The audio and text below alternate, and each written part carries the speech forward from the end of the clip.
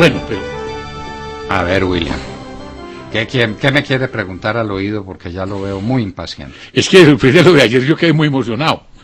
Sí. ¿Y usted cómo hacía? ¿Por qué? Porque es que hay gente que se cansa y se enferma. Sí, pues yo... ¿Y usted llegó pesando cuánto? Es que no nos podíamos enfermar, William. Yo salí al ministerio pesando 56 kilos. ¿Y con cuánto había entrado? Y peso 70, pues mi peso ¿Con era 70? 60 y pico. Yo hoy peso 70 kilos. Y entonces usted rebajó... Quíteme 14. Por Dios. Probablemente yo no pesaba 70 kilos cuando llegué al ministerio, porque ya en los días anteriores ya había tenido una dieta suficientemente seria. Y me metí también en esa Sí, dieta. esa dieta está muy buena. Viene mucho. Esa dieta está muy buena. Hágase nombrar y verá. Pero le estaba ¿Qué tal? contando el cuento de la policía. ¿Qué pasó con mi general Teodoro Campo? Pues es que mi general Teodoro Campo era don Teodoro Campo. Él estaba por fuera de la policía. Él estaba de perfil y de saco y corbata, como está usted ahora. Mejor dicho, Everfit, este vestido está roto, fíjese y téjalo. Bueno. Everfit. Bueno. Uno de los problemas que el presidente se planteó, dijo, bueno, ¿y yo qué hago con la policía? Se iba de viaje para alguna parte porque en esas carreras en que él estaba tenía que hacer contactos internacionales, él no se iba a pasear y que a descansar, y Uribe no sabe de eso. Uribe, mejor dicho, si de trabajar se muriera la gente, Uribe se había muerto por ahí 17 veces a lo largo de la vida.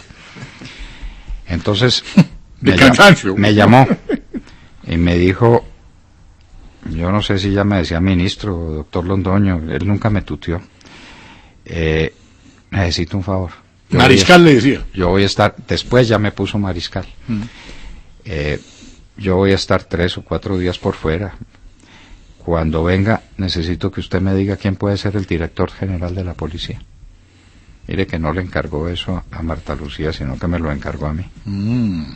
Tal vez Marta Lucía no había sido designada todavía, yo no recuerdo, pero en todo caso yo quedé con el encargo. Y me pongo yo a averiguar. Y Dios mío, y la historia de cada policía de esos que estaban en la lista era más azarosa y más complicada y menos confiable para lo que necesitábamos.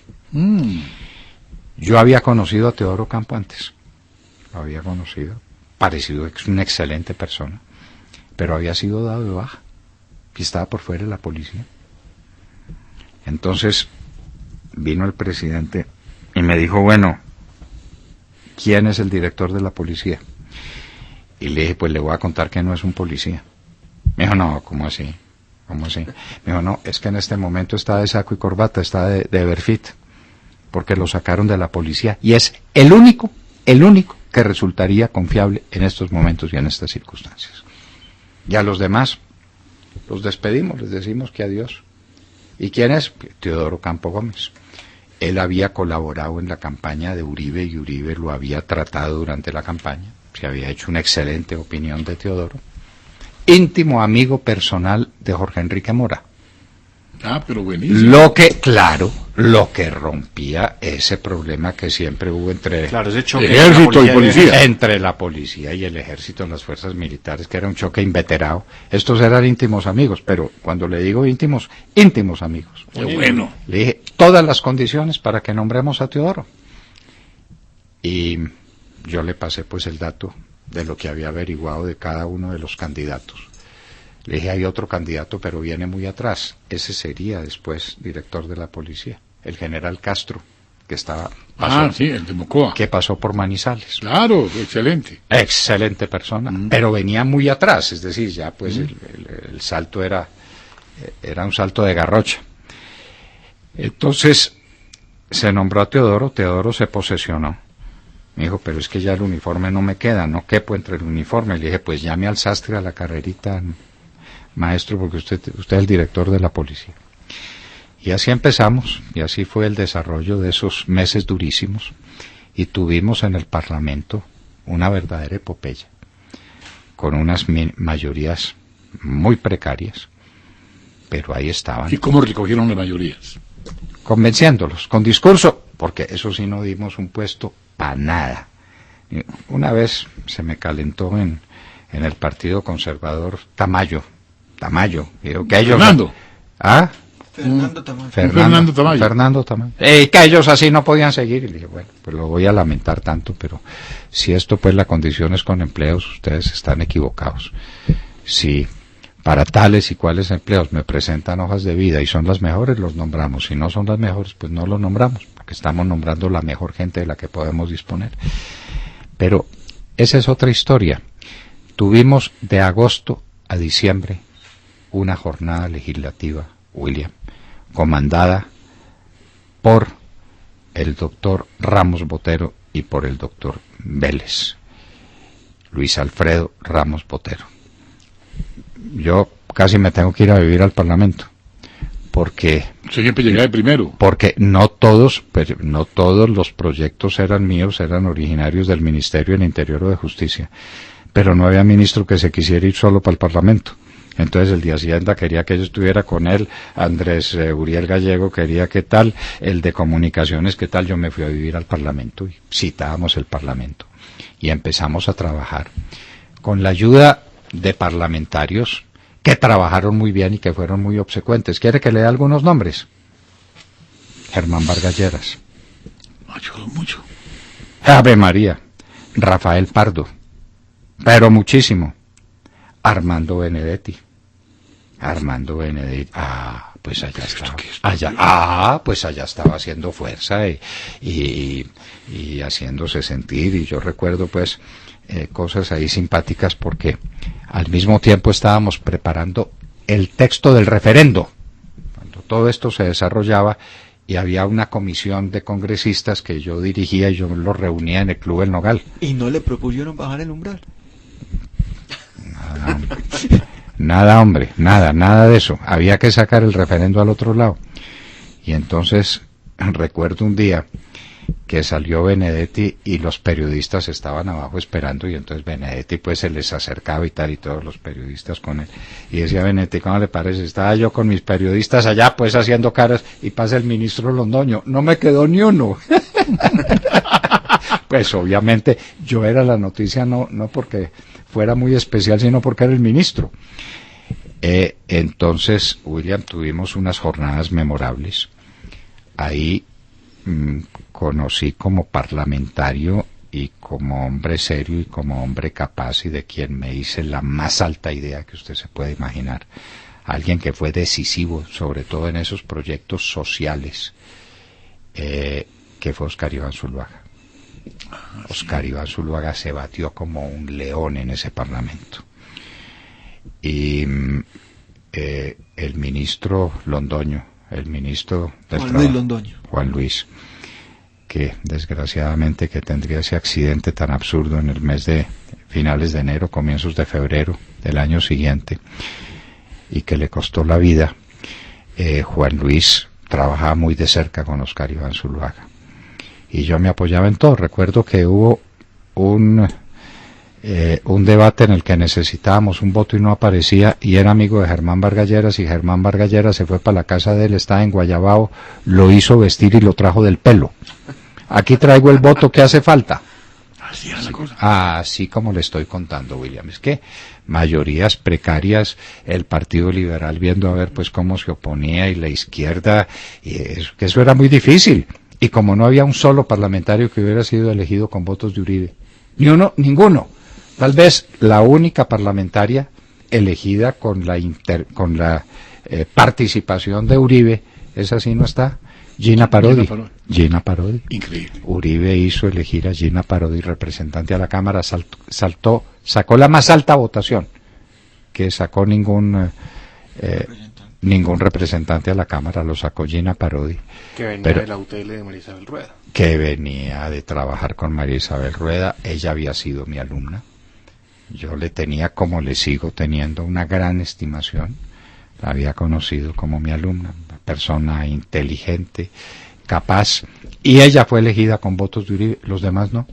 Los demás le debían la elección al Partido Liberal, al Partido Conservador, al partido no sé qué diablos, a ellos mismos, a lo que fuera, y ahí había que construir unas mayorías sin darle un empleo a nadie, William. Sin darle un empleo a nadie. Hicimos una reforma administrativa integral, sacamos una ley de facultades para el presidente de la República para que reestructurara toda la administración pública, y eso se hizo. Y los parlamentarios dijeron, pero es que queremos ver eso cómo se va a hacer. Pues nombren una comisión, y nombraron una comisión. Yo recuerdo a Telésforo Pedraza era miembro de la comisión, y otros, y Telésforo era muy celoso en esos temas y dificilito de manejar, pero pues había que hacerlo. Entonces fue Luis Guillermo Vélez, él estaba en el Partido Liberal, pero es que Luis Guillermo era fundamentalmente londoñista y Londoño era fundamentalmente velecista, que somos como hermanos. Pues claro que sí. Es que los dos amigos entrañables de la universidad éramos Luis Guillermo Vélez y yo. Es que esa fue la columna vertebral. Entonces Luis Guillermo, claro, Luis Guillermo fue decisivo para traernos el Grupo Liberal para acá. Y nos trajo el Grupo Liberal. Claro. Eso nunca lo dije, eso nunca lo mantuvo, se supo. Sí. Luis Guillermo lo mantuvo también en reserva. Pues yo era el padrino, es decir, éramos compadres. Ahí sí técnicamente, porque Luis Guillermo Vélez Cabrera es mi ahijado, ya lo dije por ahí. Y entonces Luis Guillermo estaba firme, pero él no se la dejaba conocer. Una habilidad política extraordinaria, un hombre que manejaba el Parlamento como no lo ha manejado nadie, y nos hicimos a Luis Guillermo Vélez, y nos hicimos a Víctor Renan Barco, al Partido Conservador. Víctor Renan Barco se vino ahí, y se vino Iragorri, no Minchirrinchi, sino el papá de Iragorri. Claro, Víctor Renan, el papá de Iragorri, Luis Guillermo Vélez, ahí tiene pues una plana mayor del Partido Liberal de primera. Al Partido Conservador no lo trajimos también, y empezamos a trabajar con personajes aislados como esos, como Germán Vargas Lleras, como Rafael Pardo, dándoles todo el juego que había que darles de la manera más decente. Por ejemplo, nosotros dictamos una ley convirtiendo en trabajadores de la nación, no tenían estatus de trabajadores, los que tenían a su cargo nada más que la defensa civil y los desastres, intervenir en los desastres, e iban y se batían como leones sin tener un seguro. No tenían seguro. Si se morían en medio del incendio, se los tragó la tierra, y la viuda puede saber de qué iba a vivir porque no había. Eso lo regularizamos, y Rafael Pardo nos colaboró muchísimo con eso, y cuando llegó el momento, Rafael Pardo pidió que fueran para él los lauros y tal, y él empezó pues a la carrerita, a ver si yo no me daba cuenta. Pues claro que me di cuenta. ¿Y cuál era la importancia que eso tenía? Pues ninguna, que fuera Rafael Pardo el autor de la... El parlamentario se siente estimulado, y al gobierno no le hace daño. A mí, ¿para qué me hace daño que una ley que yo hice y que tuvo en Rafael Pardo un apoyo y un hombre muy importante en esa tarea, que fuera Rafael Pardo el de los méritos? Portaba un pepino. Había que sacar en la plataforma legislativa, y se sacó toda. Ley de extinción de dominio, leyes laborales en horas extras, facultades extraordinarias para transformar toda la operación del Estado. Ya había no sé cuántas empresas que había que extinguir. Eso no servía para nada. Ya le mencioné la ley de extinción de dominio. Lo que se necesitaba para el ejército, eso fue una plataforma legislativa sencillamente descomunal. ¿A qué horas? Eso no teníamos horas ni de desayunar, ni de almorzar, ni de comer. Yo almorzaba y cualquier cosita en el despacho, ahí me traían un pedacito de carne o cualquier cosa, y seguía y empataba con la hora de irme al Parlamento, y terminaba, por fortuna, el Parlamento había que cerrarlo a las 12 de la noche, y a las 12 de la noche me iba a dormir. Recuerdo que tenía, mi jefe de escoltas era un teniente de la policía, que a mí me cuesta trabajo decirle ya mayor, va a ser coronel o ya va siendo coronel, el teniente Gómez. Qué policía tan extraordinario, qué hombre tan sensacional. Y ya había desarrollado conmigo mucho sentido del humor, porque al principio la gente cree pues que yo soy muy terrible y qué tal, y no me entienden el humor. Y entonces me decía, bueno, ministro, salimos, ¿para Andrés Carne de Res? Le dije, sí señor, para Andrés Carne de Res. Me decía, doctor, a la mesa de siempre. Y así, la mesa de siempre. Y entonces, pues, ya se sabía cuál era la consigna, que mi casa era Andrés Carne de Res, y que a la mesa de siempre. Y entonces salía y llegaba a la 1 de la mañana, y a las 6:30 de la mañana tenía que estar otra vez en el despacho. Con 10.000 problemas, con una oposición pues terrible, lidiando a Piedad Córdoba, bueno, pero había que hacer los debates, los hacíamos. A Carlos Gaviria. Carlos Gaviria creyó pues que iba a pontificar allá sobre filosofía del derecho y sobre derecho constitucional y tal, y se encuentra un ministro que sabía algunas cositas de esas. Y me dijo, es que yo soy profesor de introducción al derecho y de filosofía del derecho. Y le dije, yo también. ¡Ay, qué cosa buena! ¡Qué cosa tan buena! Yo también. Y derecho constitucional y tal, y ahí hicimos unos debates, y usted oiría el gran reportaje que le hicimos al senador Robledo, a Jorge Enrique Robledo.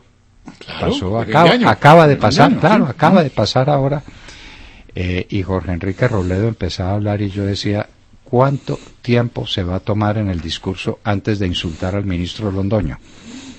Y entonces era como una obsesión que él tenía. Y entonces, ¡táquete! Llegaba, y a veces yo se lo comentaba al vecino, que era otro ministro o alguien que me estaba acompañando, y le dije, ahí viene la andanada para Londoño. No falló nunca la andanada. Jamás lo molesté, jamás lo injurié, jamás. Tenía que respetar la oposición. La oposición es para que se oponga, o si no, ¿para qué es? Para eso, y que hable, y que se exprese, y que discutamos los temas. Y entonces discutían. A diferencia con el ministro del Interior hoy. Discutíamos los temas, y yo ganaba, y yo convencía a la gente. Recuerdo cuando el debate por la Comuna 13 de Medellín, que yo había presenciado todo aquello, pues porque eso se hizo con cámaras de televisión, eso se hizo a la vista del mundo entero. Y entonces Gustavo Petro, que era el terror pues del Parlamento, citó a quien fue al que citó, al director del DAS. Lo citó y no me citó a mí, pero yo supe. Y Petro en el debate por la Comuna 13, cuando me ve llegar, eso se le bajaron pues las acciones, y le meto semejante andanada con esa actuación de la comuna. Yo estaba esperando que me llegaran muchos documentos que no me alcanzaron a llegar, desgraciadamente, y tuve que hablar un poco de memoria. Yo estaba completamente enterado, pero estaban las filmaciones, estaban todos los soportes, todas las cosas. Hicimos un gran debate, y yo hice debate, recuerdo una vez, cuando yo hablaba en la Cámara de Representantes, William, se hacía quórum prácticamente pleno, y se oían volar las moscas. Eso que usted ve en la cámara, que todo el mundo es parado y todo el mundo va para un lado y va para el otro, y que eso es como una feria, todo el mundo pendiente. Y un día estaba ya terminando mi discurso cuando me interrumpieron el micrófono y tomaron el micrófono de atrás a la brava, un asalto, un patán. ¿Quién? Gustavo Petro. Y entonces el presidente de la Cámara lo enfrentó, William Vélez. Es que está hablando muy largo y es que no sé qué. Y la Cámara dijo, William Vélez, ojalá hablara más largo. La lección de derecho, la lección de política que nos está dando el ministro Londoño. Y dije, pero ya voy a terminar, no se preocupe. Y al doctor Petro sí le digo que eso no se hace, que eso es muy feo y que eso no le sienta bien. Y entonces terminé mi discurso. En síntesis, William, sacamos toda la plataforma legislativa. El país tuvo dinero. Junquito trajo el déficit fiscal de 4.5, lo puso en 3, era la discusión con el fondo si le permitía 3 o si 2.8, pero con esa autoridad de Junquito y con esa capacidad de Junquito y con esos asesores que tenía, no olvide los nombres, Alberto Carrasquilla y Andrés Felipe Arias, que el país jamás. Bueno, Alberto Carrasquilla fue ministro y Alberto Carrasquilla está en sus negocios, está en sus cosas. Andrés Felipe Arias en la cárcel. Y Andrés Felipe Arias eran unos momentos de determinación. Concurrió a salvar este país desde el Ministerio de Hacienda, un país al que había dejado arruinado un ministro inepto e irresponsable que se llamaba Juan Manuel Santos Calderón. Qué vergüenza. ¿Ah? Qué vergüenza. Bueno, pero esa es la historia, William. Hoy presidente de la República, lamentándolo, lamentándolo mucho, porque uno lee unos discursos, doctor Londoño y compañeros de la mesa, donde uno dice qué diferencia de talantes y qué diferencia de determinación para combatir ese narcotráfico y esa narcoguerrilla. Yo le quiero leer este fragmento, el discurso del presidente Álvaro Uribe Vélez en la celebración del Día del Ejército Nacional, en la base de Tolemaida en Melgar. Había asesinado la guerrilla unos policías en el Cesar, y mire lo que les dijo el presidente a esta fuerza pública de antaño y que recuperó la seguridad para el país. Y dice: hemos acudido esta mañana con una tristeza que se tiene que tornar en resolución. La tristeza por el asesinato con explosivos terroristas a nuestros policías en el Cesar, pero con la firme resolución de que en esta oportunidad Colombia no tenga declive ni reversa, que se avance hasta llenar una meta, hasta cumplir un objetivo del alma de nuestros compatriotas: la derrota del terrorismo, la recuperación de la seguridad. Ese es Álvaro Uribe Vélez. Ese es Álvaro Uribe Vélez, y ahí empezó su gobierno, un gobierno que siguió dándole al país lo que el país sabe que le dio. Lo recuperó económicamente, le devolvió la seguridad, le devolvió los campos, le devolvió las ciudades. Colombia volvió a ser un país vivible. Y el ejército recuperó la confianza de la ciudadanía. Pero totalmente, y la policía fue respetable.